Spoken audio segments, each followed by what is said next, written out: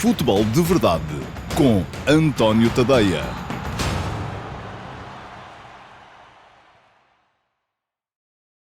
Ora então, olá a todos, muito bom dia. Sejam muito bem-vindos à edição número 50 do Futebol de Verdade para a temporada de 2023-2024. Hoje é sexta-feira 13 de outubro de 2023 e vamos esperar muito sinceramente que a data não dê azar à Seleção Nacional, que joga mais logo no Estádio do Dragão contra a Eslováquia, sabendo que uma vitória lhe garante desde já matematicamente a qualificação para a fase final do Campeonato da Europa de 2024. Eu vou lá estar no Estádio do Dragão a fazer os comentários para o jogo na transmissão em direto da RTP1, mas para já ainda estou por aqui a fazer convosco o Futebol de Verdade. Quem está aqui hoje, com certeza, nesta edição do Futebol de Verdade, que hoje só começa às 13 horas, já há de ter vindo, muitos de vocês já hão de ter vindo da live, que decorreu, ou vai decorrer, para mim que ainda não a fiz, porque estou a gravar, mas para vocês já terá decorrido, porque já a terão visto, do 12h30 até à 1 da tarde,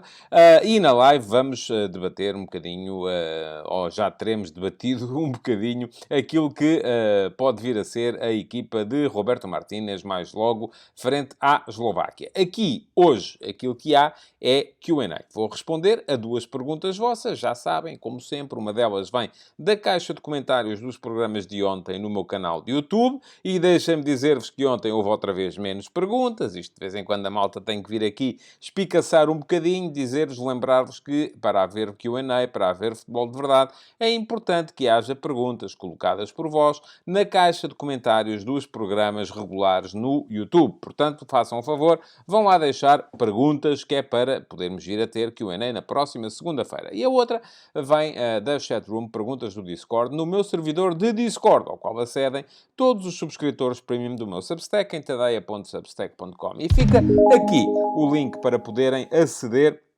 e subscrever, então, ao meu Substack, onde há conteúdos novos todos os dias. Aliás, a propósito, deixem-me dizer-vos que os subscritores premium do meu Substack vão receber, mais logo à noite, ainda enviado do Estádio do Dragão, a edição de hoje do Futebol de Verdade Flash, com o meu comentário de 15 minutos ao jogo que há de vir a acontecer, o Portugal-Eslováquia, de mais logo. Quem não for subscritor premium e optar por não pagar os 5€ por mês, ou os 50€ por ano, se quiserem fazer a subscrição anual e obter assim 2 meses gratuitos, vai ter que esperar pela próxima segunda-feira, que é quando vai estar disponível para todos e vai ser reposto aqui na edição do Futebol de Verdade do 12h30, a edição do Futebol de Verdade Flash, que os subscritores premium do Substack vão receber então mais logo. Agora, para já, vamos ao Q&A.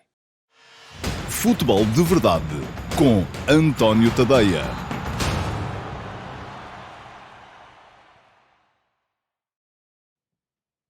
E então vamos lá responder às perguntas que vocês tiveram a amabilidade de me deixar nas edições, quer seja na edição de ontem do Futebol de Verdade, quer seja na chatroom Perguntas do Discord, do meu servidor de Discord. Ora, a pergunta que chegou do YouTube, e que já está aí à vossa frente, foi deixada pelo Vascos 1981, e pergunta o Vascos o seguinte: boa tarde, António. Olá, Vasco. Este é um tema pouco presente na discussão do futebol português. Por isso queria perguntar: como olhas para a situação dos clubes históricos, como Marítimo, União Desportiva de Leiria, Belenenses ou Vitória Futebol Clube, do qual eu sou adepto, diz o Vasco.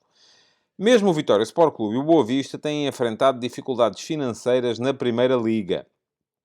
O estatuto de histórico é benéfico ou prejudicial para um clube? Pergunta o Vasco. Excelente tema de debate e discussão, Vasco, mas a minha resposta é que eu acho que o estatuto de histórico acaba por ser mais benéfico do que prejudicial. Não vejo nada que possa trazer de prejudicial esse estatuto de histórico a um clube. Eventualmente, o escrutínio pelo facto de, sendo histórico, ter muitos adeptos, ou ter mais adeptos do que os clubes mais recentes. E no caso do Vitória, se calhar essa vontade que as sucessivas direções foram tendo de recuperar tempos de glória que estavam muito complicados e continuam a estar muito complicados de atingir, pode ter levado eventualmente a uma pressão vinda de fora que pode conduzir as direções dos clubes a tomarem decisões se calhar mais arriscadas e depois leva a situações muito complicadas do ponto de vista financeiro, como aquela que creio que ainda atravessa o Vitória Futebol Clube, que é o Vitória de Setúbal, para muitos de vocês. Mas eu gosto de chamar Vitória Futebol Clube ao Vitória de Setúbal e Vitória Sport Clube ao Vitória de Guimarães, porque é isso que está lá no nome dos clubes, é Vitória, não é o Guimarães nem o Setúbal. Bom, portanto, não vejo nada que possa ser, em contrapartida, acho que o Estatuto Histórico pode permitir não só a criação de uma base de suporte, de uma massa crítica que muitos clubes mais recentes não têm. E eu, por acaso, tenho alguma dificuldade em incluir no lote dos clubes que o Vasco aqui identifica, por exemplo, a União de Leiria, como histórico. É verdade que a União de Leiria é um clube que já, creio que foi fundado na década de 40 do século passado, é um clube antigo, mas que só apareceu na primeira divisão no final dos anos 70. Portanto, não é assim o Marítimo, podemos dizer, ok, o Marítimo também só apareceu na primeira divisão nos anos 70, mas era diferente. Os clubes da Madeira não podiam jogar os campeonatos nacionais da primeira divisão até determinada altura, por dificuldades de transporte, e, em contrapartida, o Marítimo até já tinha ganho um campeonato de Portugal na década de 20, numa altura em que havia sempre a possibilidade dos clubes das ilhas, o campeão das ilhas vinha jogar o campeonato de Portugal, viajava para o continente, entrava mais tarde na prova, entrava geralmente só nos quartos de final e ainda disputava o campeonato de Portugal juntamente com as melhores equipas do continente. Portanto, foi assim que o Marítimo adquiriu, do meu ponto de vista, esse estatuto histórico no futebol português. Mas estava a dizer, acho que esse estatuto acaba por ser mais benéfico do que prejudicial, porque permite a criação da tal base social de apoio, permite que os clubes tenham adeptos, permite que os clubes tenham uma massa crítica e que os pais, quando querem meter os miúdos a jogar, seja o que for, acabam por pensar no clube, que é o clube do coração deles, porque o facto de ser um histórico quer dizer que é um clube que, em tempos idos, já teve algum momento de fulgor, e, portanto, isso terá chamado a atenção daqueles que são agora pais e que na altura, ou agora avós e que na altura eram jovens, e, portanto, isto são coisas que são todas boas. Agora, o que é preciso? É preciso os clubes terem, depois dentro deles, estruturas dirigentes que sejam capazes de lidar com isto. E isso nem sempre é fácil.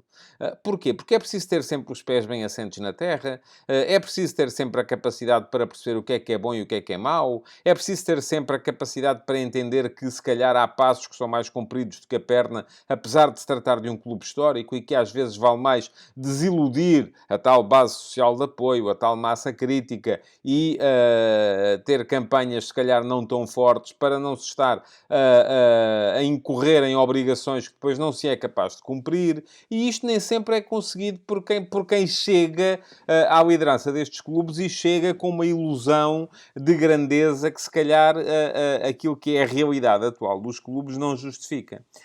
Cada vez mais o futebol se faz de uma série de fatores, um dos quais é, sem dúvida, a massa crítica e a existência de uma base social de apoio. Mas depois há também o profissionalismo na gestão, a capacidade para atrair parceiros que permitam a um clube sobreviver na alta roda dentro de um futebol que é cada vez mais competitivo no plano financeiro, e isto é que muitas vezes os históricos não são capazes de acompanhar. Mas atenção, não são capazes de acompanhar não é por serem históricos. Não são capazes de acompanhar, e no caso do Vitória, eu creio que grande parte daquilo que foi o fulgor do Vitória, sobretudo nos anos 60 e 70 da época passada, tinha a ver com uma conjuntura socioeconómica que não se repetiu e que, sobretudo, levou à quebra dos clubes da margem sul do Tejo a seguir ao 25 de Abril, que tem a ver com o desmantelamento daquele tecido fabril que existia e que fazia, em grande parte, aquilo que era a grandeza de clubes como o Barreirense, como a CUF, como o Vitória Futebol Clube, a dada dada altura apareceu inclusive... Enfim, o Amora já é uma realidade diferente. Quando o Amora aparece na primeira divisão, já é em função de uma realidade completamente diferente e já é numa altura em que há quebra generalizada dos clubes da margem sul. Mas foi isso, em grande parte, que gerou a grandeza de clubes como o Barreirense, como a CUF e como o Vitória Futebol Clube.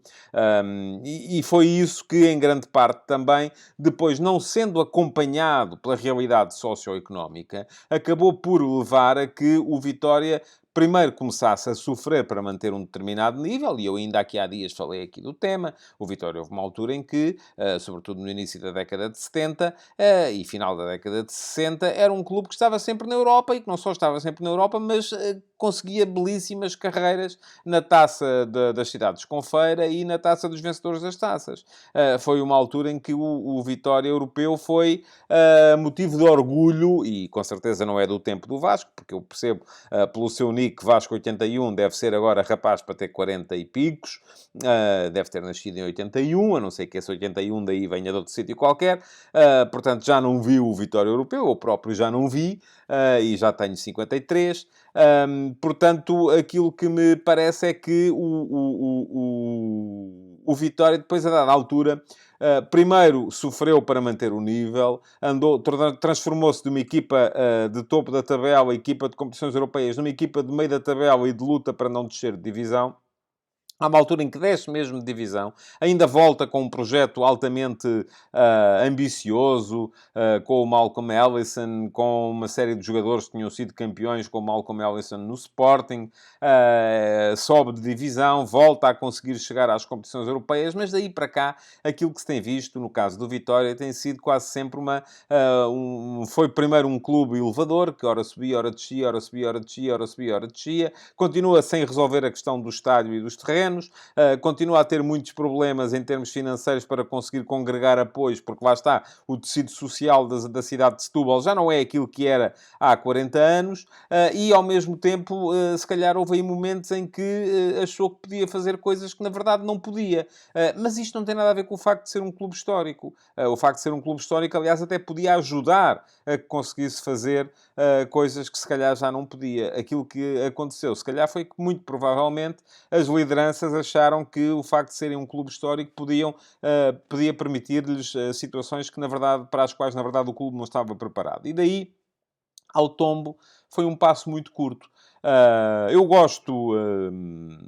sou um apaixonado por história, sou um apaixonado por história do futebol. Aliás, razão pela qual, ainda neste fim de semana, vai sair no meu Substack mais um episódio do F80 consagrado à história de um dos campeonatos, de uma das épocas dos 100 anos de competição nacional no futebol em Portugal. Vai estar aí no domingo para vocês.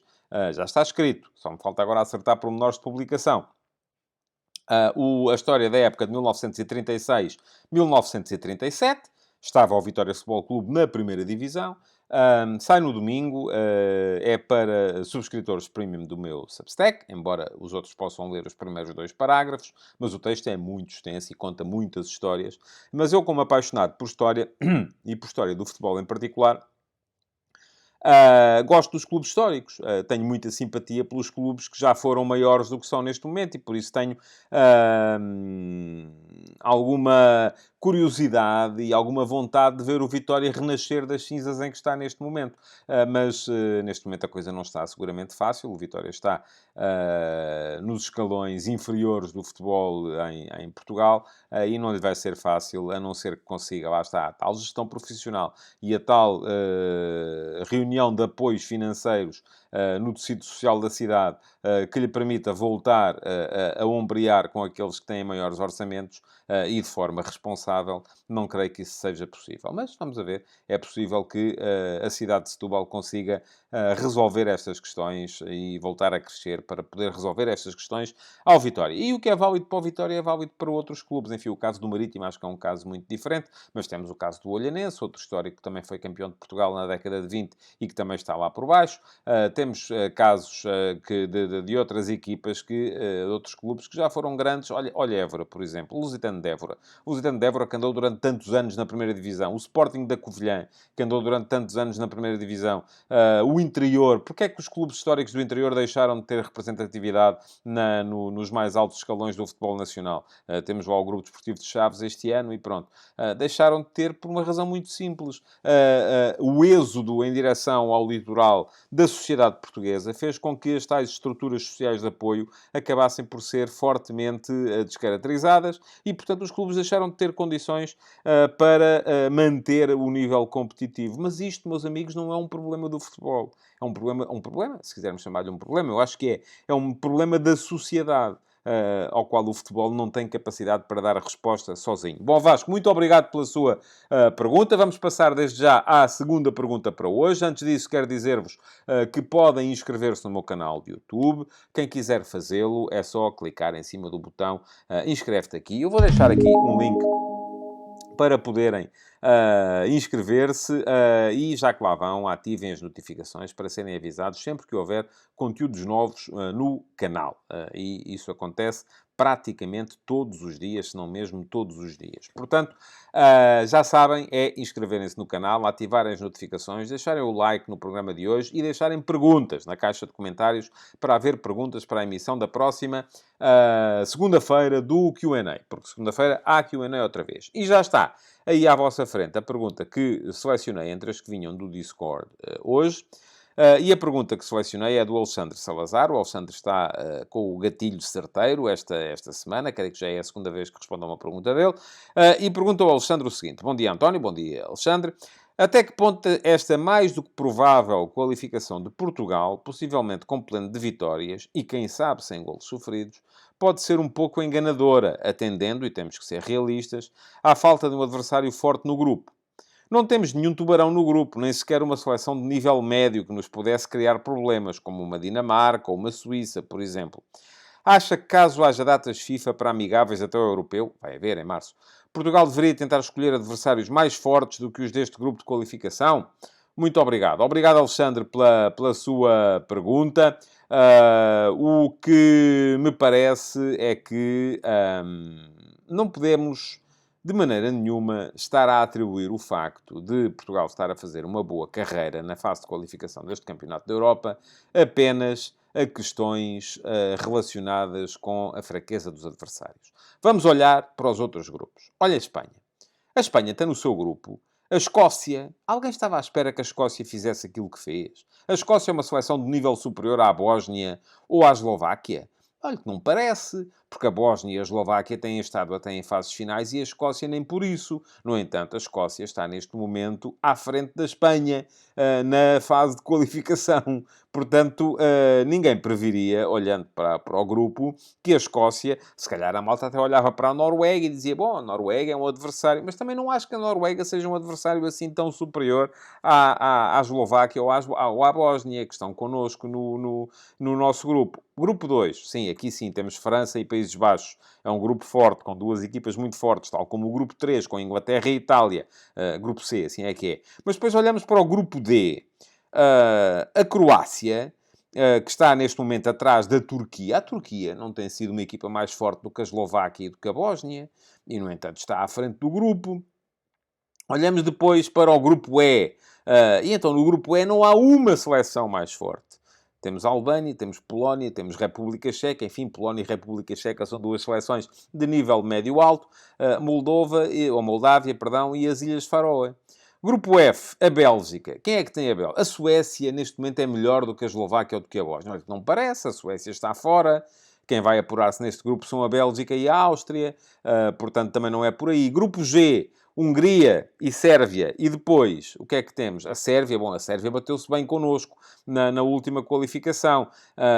Mas também não tenho muita certeza de que a Sérvia, como equipa, seja assim tão superior à Bósnia ou à Eslováquia. Acho que é superior, mas não é assim muito superior. Grupo H, Dinamarca e Eslovénia. Ok. A Eslovénia é superior à Eslováquia? À Bósnia? Também não creio. E, no entanto, está neste momento empatada com a Dinamarca no topo da qualificação. E atenção, o Alexandre falou aí da Dinamarca, mas a Dinamarca era o cabeça de série deste grupo. Portanto, não era possível termos dois cabeças de série no mesmo grupo, embora haja esses grupos, aquele que tem a Itália e a Inglaterra, e aquele que tem a França e os Países Baixos, de facto tem duas equipas de nível de cabeça de série. O mesmo acontece com a Suíça, no grupo I, entrou como cabeça de série, portanto não podia entrar no nosso grupo, porque a seguir à Suíça o que é que temos? Roménia. A Roménia é melhor do que a Eslováquia, é melhor do que a Bósnia? Não me parece. Portanto, a questão aqui, vamos lá ver. Há aqui uma questão que é evidente, que tem a ver com a implosão, e eu ainda hoje escrevi um bocadinho também sobre isso, no último passo, que está no meu Substack, e fica aqui o link para quem quiser ir ler o texto. Este é daqueles que é para todos, inclusive é para subscritores gratuitos do meu Substack, portanto, toda a gente pode ler. Ainda hoje escrevi um bocadinho sobre isso. Há, de facto, aqui um efeito, ou um duplo efeito, que tem facilitado, de certa forma, as qualificações. Por um lado, primeira questão, a implosão das grandes nações do Bloco de Leste. É evidente que a Eslováquia é mais fraca do que a Checoslováquia, por uma razão muito simples. Havia um país que era a Checoslováquia e foi, de repente, dividido entre a República Checa e a Eslováquia. Mas a República Checa também é mais fraca do que a Checoslováquia, porque perdeu o talento que lhe vinha da Eslováquia. Da mesma forma que a Eslováquia perdeu o talento que lhe vinha da República Checa. É evidente também que a Jugoslávia era uma nação fortíssima, e que, onde antigamente havia a Jugoslávia e uma seleção jugoslava muito forte, hoje em dia temos que ter a Croácia, a Sérvia, a Eslovénia, a Bósnia e Herzegovina, o Montenegro, o Kosovo. Portanto, tudo aquilo está dividido numa série de nações. Portanto, isto é um facto. Mas é um facto não é só para nós. É para nós e para os outros também. Quem apanha com a Eslovénia também não está a apanhar com a Jugoslávia. Não somos só nós que apanhamos com a Bósnia que não estamos a apanhar com a Jugoslávia. No entanto, os outros não estão a conseguir o percurso tão limpo como nós estamos a conseguir nesta fase de qualificação. Depois há uma segunda questão, que é, hoje em dia há muito mais nações apuradas. Eu ainda sou do tempo, já não sou do tempo do Campeonato da Europa com 4 apurados, apenas para a fase final. Quer dizer, ainda sou, mas não via, porque isso acabou em 1976. E eu com 6 anos ainda não via os campeonatos da Europa, mas ainda sou do tempo do Campeonato da Europa com 8 nações na fase final. 1980 foi o primeiro Campeonato da Europa com 8 seleções na fase final. Hoje em dia, enfim, isto é um bocadinho um bodo aos pobres, vai toda a gente, é verdade, mas não é só para nós que isto se nota, também se nota para os outros, e os outros estão a ter dificuldades para conseguir os seus primeiros lugares no grupo. Portanto, eu acho que não devemos, de forma alguma, menosprezar o percurso sem faltas que Portugal está a fazer até aqui. São 6 jogos, 6 vitórias, 24 golos marcados, 0 golos sofridos. Não é porque no nosso grupo calharam os fraquinhos todos. Não. Até porque, se olharmos para aquilo que tem sido o percurso das equipas que estão no nosso grupo nos últimos tempos, ele não tem sido inferior àquilo que tem sido o percurso das equipas que estão a jogar com as outras grandes nações do futebol europeu. Tivemos sorte, eles de repente, quando estão a jogar connosco, baixaram o nível. É possível. Mas da mesma forma já houve alturas em que tivemos azar. E aí nós não valorizámos essa questão. Tivemos azar, a Sérvia está com uma geração extraordinária e está aqui a dificultar-nos a tarefa na qualificação. Não, aí era porque nós somos nabos. Então agora, se estamos a ganhar, também tem que ser um bocadinho porque estamos a ser bons. Eu acho que é preciso termos a noção disso neste momento. Agora, em relação à pergunta, e eu tenho que olhar aqui outra vez, porque entretanto já me perdi. Tenho que olhar aqui outra vez para a pergunta que o Alexandre me deixou, que é se eu acho que, caso haja datas FIFA para amigáveis até o europeu, Portugal devia tentar escolher adversários mais fortes. Eu acho que depende muito. Vai haver datas FIFA em março para preparação para a fase final do Campeonato da Europa. Depende muito daquilo que Roberto Martínez quiser. Aqui não há uma maneira certa e uma maneira errada de fazer as coisas. Depende, primeiro, de quão forte Martínez sentir a sua equipe. E Martínez tem apostado quase sempre no mesmo núcleo, nos mesmos jogadores, precisamente para os aprimorar ao máximo. Eu acho que sim, que faz sentido que Portugal, nessas datas FIFA de março, tente jogar com uma equipa de topo, como uns Países Baixos, como a França, como a Espanha, como a Inglaterra, como a Itália, como a Croácia. Enfim, uma Croácia, se calhar, já vão dizer que é fraca. Como a Alemanha, que vai ser a organizadora da fase final, e está num período também complicado. Depois, se lhes ganharmos, já vão dizer que é porque está num período complicado. Portanto, eu acho que sim, que faz sentido. Mas também lhe vou dizer, um jogo particular é um jogo particular. E o facto de irmos jogar com um adversário forte não quer dizer, primeiro, que nesse jogo os nossos jogadores encarem com a mesma, o mesmo espírito competitivo que encarariam um jogo de qualificação e, em segundo lugar, que o adversário faça a mesma coisa. Portanto, um jogo particular, para mim, é sempre para ser, de certa forma, relativizado. Porque não é ali... Eu acho que o jogo particular deve servir, sobretudo, para olharmos mais para nós e não para testarmos aquilo que nós valemos em função dos adversários. Já foi tempo em que era assim. Hoje em dia, não. Acho que hoje em dia um jogo particular deve ser realizado, sobretudo, para se olhar para aquilo que é preciso trabalhar dentro da nossa equipa. E o que é preciso trabalhar dentro da nossa equipa? Agora, aí já vos digo também, depende. É ver outro tipo de jogadores, além destes 24, 26, que Martínez chama sempre? Talvez, mas se calhar já é tarde, se calhar faz mais sentido, se nos qualificarmos hoje, ver esses jogadores agora, já na última jornada dupla de qualificação, no mês de novembro, e depois em março já chamar um grupo muito mais próximo daquilo que vai ser o da fase final. Porque pode ser outra coisa, que é aprimorar as dinâmicas coletivas, porque não vai haver muito tempo para treinar no final da época, antes da realização da fase final. Portanto, se fosse eu a fazer, e já hoje escrevi um bocadinho, por acaso não escrevi, mas acho que falei sobre isso, e se calhar escrevi. Para já, não teria o lote tão restrito como tem Martínez neste momento. Eu sou favorável a um núcleo duro de 18, 19 jogadores, que transmitem, e que esses sim têm que ir sempre, quer estejam bem ou mal, em boa forma, em má forma, e depois ir variando os outros 5 ou 6 ou 7, para se poder ver em contexto de seleção, contexto social, como é que eles se dão no balneário, como é que eles treinam, como é que eles encaram os jogos, se tremem ou não tremem, por aí afora. Esses 5, 6, 7 irem sempre variando em função da forma do momento. Isso, eu sou favorável a isso. Agora, não tendo Martínez feito isso, porque tem chamado sempre os mesmos, acho que ele deve, de facto, na última convocatória, para os Jogos de Novembro, abrir um bocado a lista. Porque tem que ver outros jogadores. Porque senão vai ser deixado na mão mais cedo ou mais tarde. Há um que se lesiona, há um que está mal e depois ele não tem alternativas. E aí vai ser tarde. Portanto, acho que sim. Acho que deve, nessa altura, promover essa chamada e depois, em março, nos jogos particulares, sobretudo, trabalhar dinâmicas coletivas para que a equipa se apresente na fase final do Campeonato da Europa da melhor forma possível e com essas dinâmicas devidamente apreendidas. Bom, estão respondidas as duas perguntas. Já sabem, vou estar mais logo no Estádio do Dragão para comentar em direto na RTP1 o Portugal-Eslováquia, que pode ser o da nossa qualificação para a fase final do Campeonato da Europa. Para já, despeço-me de vós, dizendo-vos que mais logo, também no final do jogo, aqui no meu canal de YouTube, vão ter os membros premium do Clube do Canal e no meu Substack, os meus subscritores premium do Substack, em tadeia.substack.com, vão ter um vídeo de 15 minutos com o meu comentário ao jogo da seleção, com a minha análise daquilo que se tiver passado nesse mesmo jogo da seleção. Quanto aos outros, resta-me desejar-vos um bom fim de semana, aproveitem para ver futebol e na segunda-feira cá estarei de volta com mais uma edição do Futebol de Verdade. Até lá! Futebol de Verdade, de segunda a sexta-feira, às 12h30,